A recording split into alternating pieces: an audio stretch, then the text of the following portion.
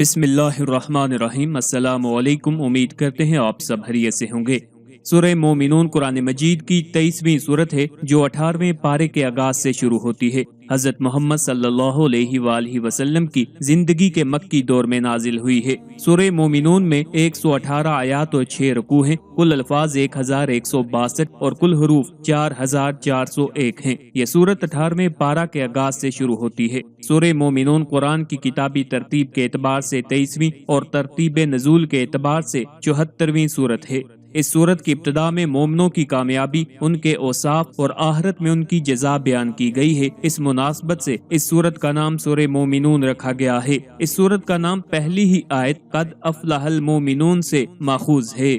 انداز بیاں اور مضامین دونوں سے یہی معلوم ہوتا ہے کہ اس سورت کا زمانہ نزول مکے کا دور متوسط ہے، یعنی کہ درمیانی دور ہے۔ پس منظر میں صاف محسوس ہوتا ہے اگرچہ نبی کریم صلی اللہ علیہ وآلہ وسلم اور کفار کے درمیان سخت کشمکش برپا ہے، لیکن ابھی کفار کے ظلم و ستم نے پورا زور نہیں پکڑا ہے۔ آیت 75 اور 76 سے صاف طور پر یہ شہادت ملتی ہے کہ یہ مکے کے اس قحط کی شدت کے زمانے میں نازل ہوئی ہے جو معتبر روایات کی روح سے اسی دور متوسط میں برپا ہوا تھا۔ عروہ بن زبیر کی ایک روایت سے معلوم ہوتا ہے کہ اس وقت حضرت عمر ایمان لا چکے تھے۔ وہ عبد الرحمن بن عبد القادری کے حوالے سے حضرت عمر کا یہ قول نقل کرتے ہیں کہ یہ سورت ان کے سامنے نازل ہوئی ہے۔ وہ خود نزول وحی کی کیفیت کو نبی کریم صلی اللہ علیہ وآلہ وسلم پر طاری ہوتے دیکھ رہے تھے، اور جب حضور اس وقت فارغ ہوئے تو آپ نے فرمایا کہ مجھ پر اس وقت 10 آیات نازل ہوئی ہیں، اگر کوئی ان کے معیار پر پورا اتر جائے تو یقیناً جنت میں جائے گا۔ پھر آپ نے اس سورت کی ابتدائی 10 آیات سنائی، یعنی کہ سورہ مومنون کی پہلی 10 آیات پڑھ کر سنائی۔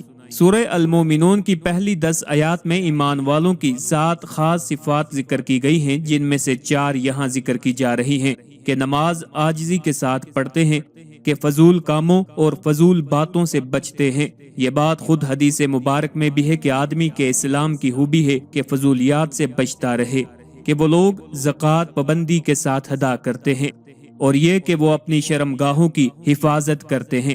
رسول اکرم صلی اللہ علیہ وآلہ وسلم نے شرمگاہ کی حفاظت پر بہت زور دیا ہے۔ ایک حدیث مبارک میں آپ صلی اللہ علیہ وآلہ وسلم نے ارشاد فرمایا کہ جو آدمی مجھے اپنی زبان اور اپنی شرمگاہ کی ضمانت دے تو میں محمد صلی اللہ علیہ وآلہ وسلم اس کے لیے جنت کی ضمانت دیتا ہوں۔ گناہ شروع ہوتا ہے دیکھنے سے، آنکھ دیکھتی ہے اور ہاتھ پکڑتا ہے، پھر شرمگاہ اس کی تصدیق یا تکذیب کرتی ہے، اور انجام بہت برا ہوتا ہے۔ اس لیے جو بدکرداری سے بچنا چاہے اس کا سب سے پہلا حل یہ ہے کہ وہ نامحرموں سے بچے، اپنی نگاہ کی حفاظت کرے۔ ہمارے مشائخ نے بڑی وضاحت کے ساتھ لکھا اور فرمایا ہے کہ جب تک بچے کے چہرے پر داڑھی نہ آئے بلا وجہ اس کے چہرے پر نگاہ نہیں ڈالنی چاہیے، اس سے بچنا چاہیے۔ جب تک چہرے پر داڑھی نہ ہو ایسے بچے کو امرد کہتے ہیں، اس سے بچنا ضروری ہے۔ خلوت میں اس کے ساتھ کبھی نہ بیٹھیں، اپنے آپ کو محفوظ رکھیں۔ حضرت یزید بن بانوس رضی اللہ تعالیٰ عنہ سے مروی ہے کہ ہم نے حضرت عائشہ صدیقہ رضی اللہ تعالیٰ عنہ سے عرض کی، اے ام المومنین، حضور پر نور صلی اللہ علیہ وآلہ وسلم کے اخلاق کیسے تھے؟ ارشاد فرمایا حضور اقدس صلی اللہ علیہ وآلہ وسلم کا خلق قرآن تھا۔ پھر فرمایا تم سورہ مومنون پڑھتے ہو تو پڑھو۔ چنانچہ انہوں نے قد افلح المومنون سے لے کر 10 آیات پڑھی تو حضرت عائشہ صدیقہ رضی اللہ تعالیٰ عنہ نے فرمایا رسول اللہ صلی اللہ علیہ وآلہ وسلم کے اخلاق کیسے ہی تھے۔ نسائی، ترمذی اور مسند احمد میں مروی ہے رسول اللہ صلی اللہ علیہ وآلہ وسلم پر جب وحی اترتی تو ایک ایسی میٹھی میٹھی بینی بینی ہلکی ہلکی سی آواز آپ صلی اللہ علیہ وآلہ وسلم کے پاس سنی جاتی، جیسے شہد کی مکھیوں کے اڑنے کی بن بناہٹ کی ہوتی ہے۔ ایک مرتبہ یہی حالت طاری ہوئی۔ تھوڑی دیر کے بعد جب وحی اتر چکی تو آپ صلی اللہ علیہ وآلہ وسلم نے قبلہ کی طرف متوجہ ہو کر اپنے دونوں ہاتھ اٹھا کر یہ دعا پڑھی، اے اللہ تو ہمیں زیادہ کر، کم نہ کر، ہمارا اکرام کر، اہانت نہ کر، ہمیں انعام عطا فرما، محروم نہ رکھ، ہمیں دوسروں کے مقابلے میں فضیلت دے، ہم پر دوسروں کو پسند نہ فرما، ہم سے خوش ہو جا اور ہمیں خوش کر دے۔ پھر فرمایا مجھ پر 10 آیات اتری ہیں، جو ان پر جم گیا وہ جنتی ہو گیا۔ پھر آپ نے سورہ المومنون کی ابتدائی 10 آیات تلاوت فرمائیں۔ مروی ہے کہ جب اللہ تعالیٰ نے جنت یعنی عدن پیدا کی اور اس میں درخت وغیرہ اپنے ہاتھ سے لگائے تو اسے دیکھ کر فرمایا کچھ بول۔ اس نے یہی آیات تلاوت کی جو قرآن میں نازل ہوئی ہیں۔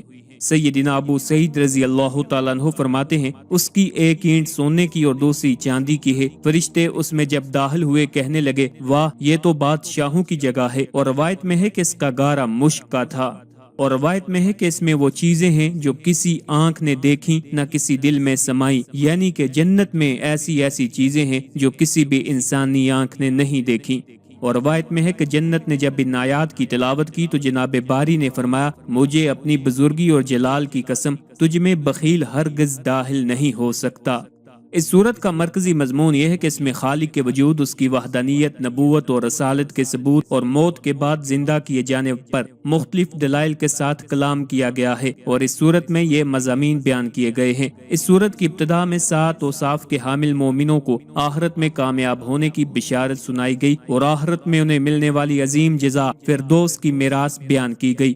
اللہ تعالیٰ کے وجود، اس کی وحدانیت اور قدرت پر انسان کی مختلف مراحل میں تحلیق، آسمانوں کو کسی سابقہ مثال کے بغیر پیدا کرنے، باغات اور نباتات کے نشو و نما کے لیے آسمان کی طرف سے پانی نازل کرنے، انسان کے لیے مختلف منافع والے جانور پیدا کرنے، اور سامان کی نقل و حمل اور سواری کے لیے کشتیوں کو انسان کے تابع کرنے کے ساتھ استدلال کیا گیا ہے۔ مشرکین کی طرف سے پہنچنے والی اذیتوں پر اپنے حبیب صلی اللہ علیہ وآلہ وسلم کو تسلی دینے کے لیے اللہ تعالیٰ نے حضرت نوح علیہ السلام، حضرت ہود علیہ السلام، حضرت موسیٰ علیہ السلام، حضرت ہارون علیہ السلام، حضرت عیسیٰ علیہ السلام اور ان کی والدہ حضرت مریم علیہ السلام کے واقعات بیان فرمائے ہیں۔ دین اسلام قبول کرنے سے تکبر کرنے پر نیز اللہ تعالیٰ کے حبیب صلی اللہ علیہ وآلہ وسلم کی طرف جنون اور جادوگر ہونے وغیرہ کی نسبت کرنے پر، اور سید المرسلین صلی اللہ علیہ وآلہ وسلم کی رسالت پر ایمان نہ لانے کی وجہ سے کفار مکہ کو تنبیہ کی گئی اور عذاب کی وعید سنائی گئی، اور انہیں قیامت کے دن پہنچنے والے عذاب اور سختی کی خبر دی گئی، اور ان کے سامنے مرنے کے بعد دوبارہ زندہ کیے جانے پر مختلف دلائل پیش کیے گئے ہیں۔ انہی آیات کے ضمن میں انسانوں پر کی گئی نعمتوں کے ذریعے اسے نصیحت کی گئی، اور مرنے کے بعد دوبارہ زندہ ہونے کا انکار کرنے، اللہ تعالیٰ کی طرف اولاد کی نسبت کرنے اور اللہ تعالیٰ کے شریک ٹھہرانے کا شدید رد کیا گیا ہے۔ حساب کے وقت کی شدتیں اور ہولناکیاں بیان کی گئی ہیں۔ قیامت کے دن لوگوں کو سعادت مند اور بدبخت 2 گروہوں میں تقسیم کر دیے جانے کا ذکر کیا گیا ہے۔ اس دن نسب کے فائدہ مند نہ ہونے کو بیان کیا گیا، اور کفار کی دنیا کی طرف لوٹ جانے اور نیک اعمال بجا لانے کی تمنا بیان کی گئی ہے۔ مسلمانوں پر ہنسنے اور ان کا مذاق اڑانے پر کفار کو تنبیہ کی گئی، اور ان سے دنیا میں ٹھہرنے کی مدت کے بارے میں سوال کیا گیا ہے۔